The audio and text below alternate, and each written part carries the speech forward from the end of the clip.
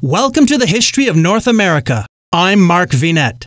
New France had been proclaimed a royal province in 1663. The colonists sent an emissary to France to plead their case before a new king. This new king understood that a military presence would be necessary to deter the Iroquois.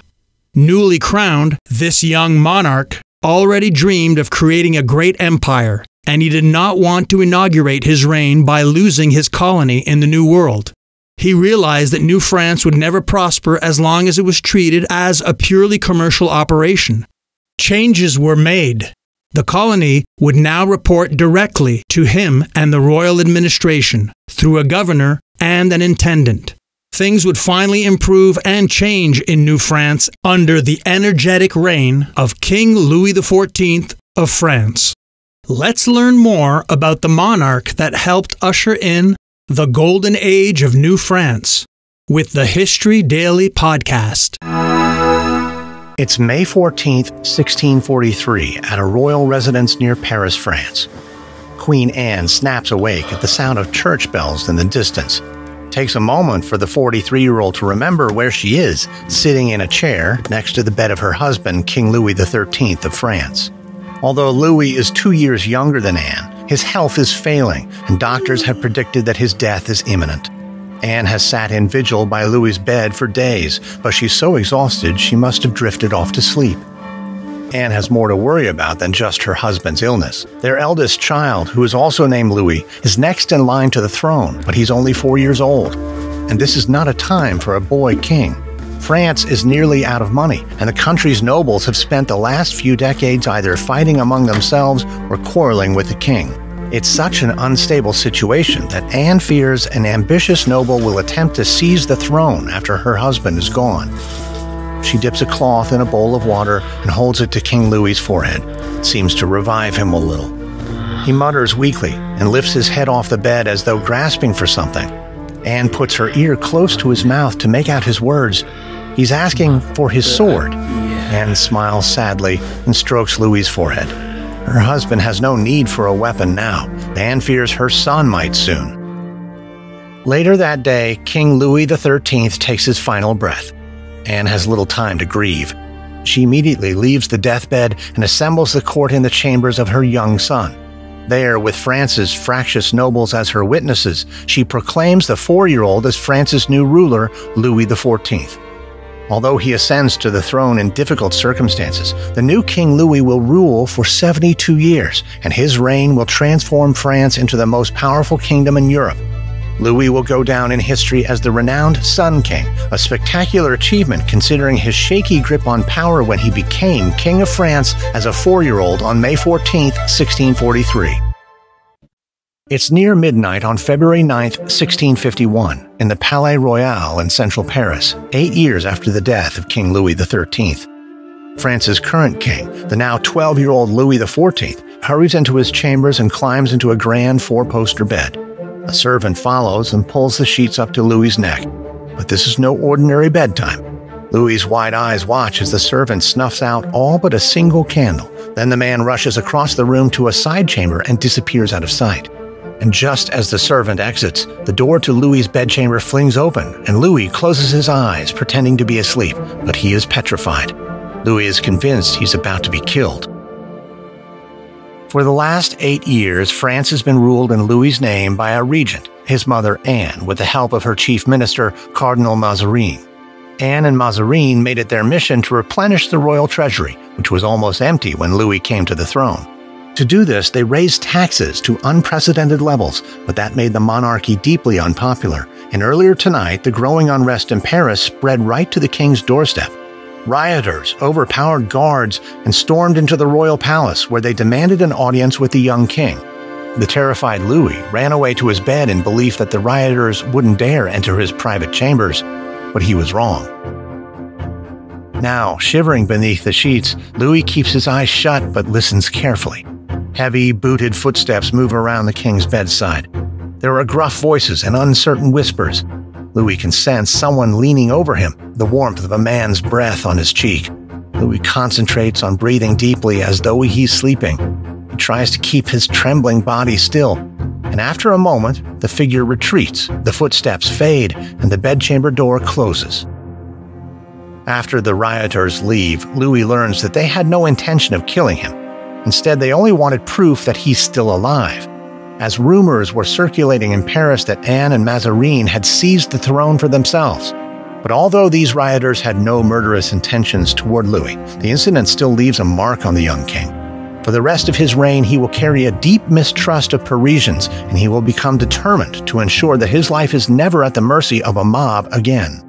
It's March 1661 in Paris, 10 years after rioters broke into the Palais Royal. Now 22 years old, Louis summons the country's most powerful courtiers and noblemen to his throne room. Anticipation crackles in the air as they await a royal proclamation. A few days ago, France's chief minister, Cardinal Mazarin, died. Now everyone wants to know who Louis will name as Mazarin's successor. But when the decree is read out, it stuns the assembled courtiers. Louis isn't naming a chief minister at all, he is personally taking the reins of government. Louis has spent the last 18 years being groomed to rule by various tutors and advisors. He's studied French history, and he's concluded that for centuries, French nobles have restricted the power of the monarchy to serve their own interests. For Louis, taking charge of the country himself is the best way to secure the future of his royal line. Although Louis's announcement comes as a surprise to many, he soon proves up to the task of leading the kingdom. He increases the power of the monarchy and reforms taxation, swelling the royal treasury without creating the same unrest that his mother and Cardinal Mazarin did. But next, Louis must decide what to spend his money on, and his eye soon settles on a hunting lodge built by his father at Versailles, 12 miles west of Paris. Louis has always enjoyed hunting parties at Versailles, but more than anything, it's the location that appeals to him. Versailles is further away from Paris than his other royal houses, and ever since rioters broke into his bedchamber that night when he was a child, Louis has tried to put distance between himself and the potentially rebellious capital of Paris. With the perfect location in mind and plenty of cash on hand, Louis will order France's finest builders to Versailles. There they will transform the old hunting lodge into a royal palace so grand in scale that it will come to define King Louis's entire reign. It's summer 1678 at Versailles near Paris, 14 years after construction began on a new royal palace. 32-year-old architect Jules Ardouin-Mansart walks into a derelict room where a team of laborers is attacking a stone wall with sledgehammers. Jules nods his approval. This is just one of many walls that needs to come down for Jules' spectacular vision to become reality. Versailles has changed beyond recognition since work began. Laborers have shifted thousands of tons of earth to flatten the ground. They've diverted rivers and cut down forests. And after more than a decade of work, the old hunting lodge has been enveloped by 3 grand new wings. Surrounding this palace are carefully manicured lawns, towering hedgerows, and spectacular fountains. Last year, Jules was appointed as the king's architect, with orders to begin the next and most important phase of construction, renovating the original hunting lodge to make it the centerpiece of the palace by installing something called the Hall of Mirrors, a grand gallery with wide windows overlooking the gardens on one side and mirrors made by skilled Venetian craftsmen on the other. But as the Hall of Mirrors goes up, France is rocked by a scandal. In 1679, midwife Catherine de Chaise is arrested and charged with being a poisoner. Upon interrogation, Catherine incriminates several important courtiers who've used her services to kill their rivals. Some of the accused are wives of high-ranking nobles, and one is even the king's own mistress. This scandal becomes known as the Affair of the Poisons, and it sends shockwaves through French society. But no one is more outraged than Louis XIV, since the investigation reveals that even he himself was a target of attempted poisonings. The Affair of the Poisons ends with Catherine and 35 other suspects being executed. It also spurs Louis to take his out-of-control nobles to task. In 1682, he officially relocates the royal court from Paris to Versailles, and Louis makes sure he isn't the only one who moves into the new palace. He insists that his nobles and courtiers reside with him at Versailles rather than in their own homes. Housing the nobility under one roof means that Louis can keep potential rivals under constant surveillance. Royal officials intercept their mail. Palace staff listen in on their conversations, But few have the time to plot and scheme, since daily life at the new palace is dominated by a highly regimented timetable of royal rituals. Soon Louis becomes known as the Sun King because he's the person everything else revolves around. But although Louis cleverly puts an end to his noble squabbles and plotting, he soon becomes caught up in an international conspiracy of his own. In 1700, the childless King of Spain falls ill, and just before the king dies, he bequeaths his crown to Louis's grandson, Philip. This is a huge prize for Louis.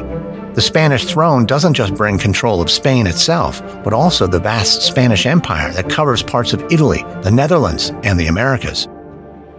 But before Philip can accept the Spanish crown, Louis faces a tough decision. Prior to the Spanish king's deathbed proposal, Louis had already agreed to split the Spanish Empire between his family and that of the Holy Roman Emperor, who rules much of Central Europe. If Louis goes against his word and allows his royal house to seize the Spanish Empire in its entirety, the Holy Roman Empire will likely declare war. But the prospect of uniting the thrones of Spain and France under one family is too enticing. Louis backs the claim of his grandson to rule all of the Spanish Empire, and Philip is soon crowned King Philip V of Spain. As expected, Louis's decision angers others in Europe, and not just the Holy Roman Emperor. He is joined in a grand alliance against Louis by England and the Dutch Republic, and soon Europe is at war. This conflict will threaten Louis's grip on France for the first time since he came to the throne 60 years earlier. The Grand Alliance will invade France, and the country will fall into a panic as enemy armies advance on Versailles, intent on bringing an end to the long reign of the Sun King, Louis XIV. It's early on July 24, 1712, near the village of Denain in France, 12 years after the War of the Spanish Succession began. His legs aching, French General Claude de Villars continues climbing to the top of a windmill.